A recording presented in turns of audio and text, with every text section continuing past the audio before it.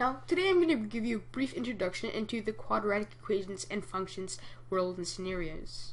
What I've drawn here is a quadratic function, and yes, while it might not be the neatest, it might not be the best, and it certainly might not be legible, this is supposed to be a quadratic function.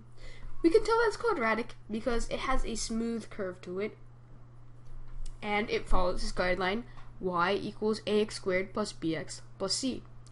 What makes it quadratic, and not some other word, would be this 2 over here. Let me try to highlight that in a different color. This 2 over here. This makes it quadratic. As we know in previous videos, that quad indicates 2. And we might use quadratic functions to do things like calculate the height of a soccer ball after it's kicked in the air, etc. And if we analyze this graph, if I ask you what the zeros are, what are the zeros? Well, I'm going to tell you briefly what a zero is. A zero is essentially where the function hits on the x-axis.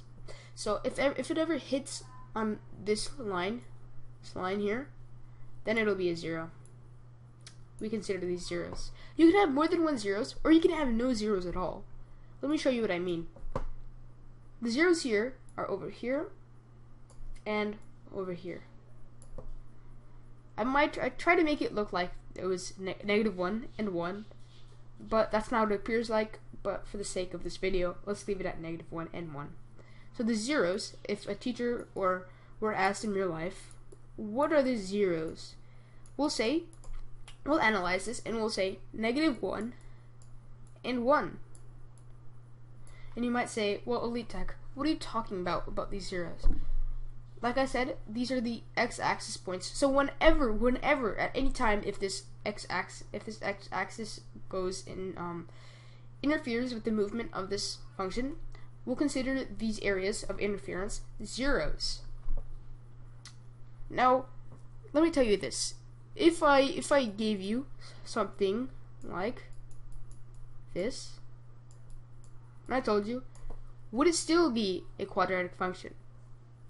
And the answer is yes. Even though you don't see a bx or a c, there's still an x squared, and those bx's and c's are actually 0 values.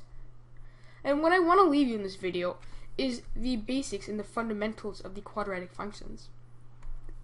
By analyzing and applying what you learned in this video, you'll be able to more accurately describe things that you see in real life, as in height, movements, and motion.